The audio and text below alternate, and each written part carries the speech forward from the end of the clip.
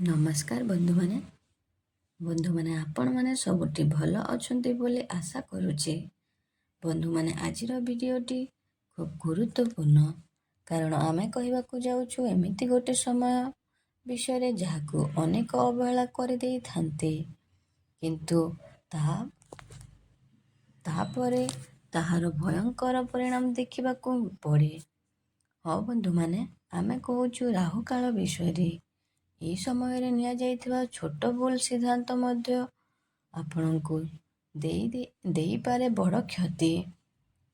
ବିଶେଷ କରି ଏହି 4ଟି ରାଶି ଲୋକଙ୍କ ପାଇଁ ଏହି ସମୟ ହୋଇପାରେ ଅତ୍ୟନ୍ତ ଭାରୀ। ତେଣୁ ଭିଡ଼ିଓଟିକୁ ଶେଷ ପର୍ଯ୍ୟନ୍ତ ନିଶ୍ଚୟ ଦେଖନ୍ତୁ, ନଚେତ୍ ଆପଣ ମିସ୍ କରିପାରନ୍ତି ଗୁରୁତ୍ୱପୂର୍ଣ୍ଣ ସୂଚନା। ବନ୍ଧୁମାନେ, ଜ୍ୟୋତିଷ ଶାସ୍ତ୍ର ଅନୁସାରେ ରାହୁକାଳ ଏକ ଅଶୁଭ ସମୟ ବୋଲି ମନାଯାଇଥାଏ। ଏହି ସମୟରେ ନୂଆ କାମ ଆରମ୍ଭ କରିବା, ନିବେଶ କରିବା, ବ୍ୟବସାୟରେ ବଡ଼ ନିଷ୍ପତ୍ତି ନେବା ଠିକ୍ ନୁହେଁ। ଯଦି ଏହି ସମୟରେ ଆପଣ ଅବହେଳା କରାଯାଏ, ତେବେ ଆପଣଙ୍କର ଧନହାନିର ସମ୍ଭାବନା ରହିଥାଏ।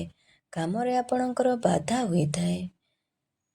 ତ ବନ୍ଧୁମାନେ, କିଏ ସେହି 4ଗୋଟି ରାଶି ଯାହାଙ୍କ ବିଷୟରେ ଏହି ଭିଡ଼ିଓରେ ଆମେ ଆଲୋଚନା କରୁଛୁ? ଆସନ୍ତୁ ଜାଣିବା। ପ୍ରଥମ ରାଶି ହେଉଛି ମେଷ ରାଶି। ମେଷ ରାଶିର ଲୋକମାନେ ସାଧାରଣତଃ ଖୁବ୍ ତୁରନ୍ତ ନିଷ୍ପତ୍ତି ନେଇଥାନ୍ତି ଏବଂ ରିସ୍କ ନେବାକୁ ଭଲ ପାଆନ୍ତି, କିନ୍ତୁ ରାହୁକାଳ ସମୟରେ ଏହି ଆଦତ ଆପଣଙ୍କୁ ସମସ୍ୟାରେ ପକାଇପାରେ। ଆପଣ ଭାବି ବା ଛାଡ଼ି ଟଙ୍କା ନିବେଶ କରିଦେଇଥାନ୍ତି, ଯାହା ପରେ କ୍ଷତିର କାରଣ ହେବ। କେତେକ ଲୋକଙ୍କୁ ଅଚାନକ ଧନହାନି ବା ଟଙ୍କା ଫେରି ନ ମିଳିବାର ପରି ସମସ୍ୟା ଦେଖା ଦେଇପାରେ। ତେଣୁ ଏହି ସମୟରେ ଶାନ୍ତ ରୁହନ୍ତୁ ଏବଂ କୌଣସି ବଡ଼ ନିଷ୍ପତ୍ତି ନେବା ପୂର୍ବରୁ 2 ଥର ଭାବନ୍ତୁ। ଆପଣ ଟିକେ ସତର୍କ ରୁହନ୍ତୁ। ତ ବନ୍ଧୁମାନେ, ଆପଣଙ୍କର ଯଦି ମେଷ ରାଶି ହୋଇଥାଏ, ତାହେଲେ ଭିଡ଼ିଓଟିକୁ ଲାଇକ୍ କରି ସେୟାର କରିଦିଅନ୍ତୁ। ବୃଷ ରାଶି। ବୃଷ ରାଶିର ଲୋକମାନେ ସାଧାରଣତଃ ଧୀରେ ଏବଂ ଭାବିଚିନ୍ତି କାମ କରନ୍ତି, କିନ୍ତୁ ଏହି ସମୟରେ ଆର୍ଥିକ ଚାପ ପଡ଼ିପାରେ। ଅପେକ୍ଷିତ ଖର୍ଚ୍ଚ ବଢ଼ିବା ଓ ଟଙ୍କା ଅଟକି ଯିବା ପରି ସମସ୍ୟା ଦେଖାଯାଇପାରେ। ଆପଣ ଭାବି ପାରନ୍ତି ଯେ ଏବେ ନିବେଶ କଲେ ଲାଭ ହେବ, କିନ୍ତୁ ରାହୁକାଳରେ ଏହା ଭଲ ହୋଇନଥାଏ। ତେଣୁ କିଛି ଦିନ ପାଇଁ ନୂଆ ନିବେଶ ବନ୍ଦ ରଖନ୍ତୁ ଏବଂ ପୁରୁଣା କାମକୁ ଭଲ ଭାବରେ ସମ୍ଭାଳନ୍ତୁ। ତ ବନ୍ଧୁମାନେ, ଆପଣଙ୍କର ଯଦି ବୃଷ ରାଶି ହୋଇଥାଏ, ତାହେଲେ ଭିଡ଼ିଓଟିକୁ ଲାଇକ୍ କରି କମେଣ୍ଟ ବକ୍ସରେ ଜୟ ମା ଲକ୍ଷ୍ମୀ, ଜୟ ଜଗନ୍ନାଥ ଅବଶ୍ୟ ଲେଖିଦିଅନ୍ତୁ। ମିଥୁନ ରାଶି। ମିଥୁନ ରାଶିର ଲୋକମାନେ ଖୁବ୍ ସହଜରେ ଅନ୍ୟମାନଙ୍କ କଥାରେ ପଡ଼ିଯାଆନ୍ତି।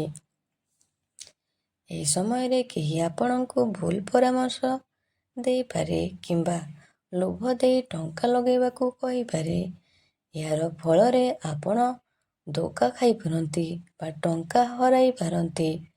ସେଥିପାଇଁ ଏହି ସମୟରେ ନିଜର ନିଷ୍ପତ୍ତି ନିଜେ ନିଅନ୍ତୁ ଏବଂ ଅଜଣା ଲୋକଙ୍କୁ ଭରସା କରନ୍ତୁ ନାହିଁ।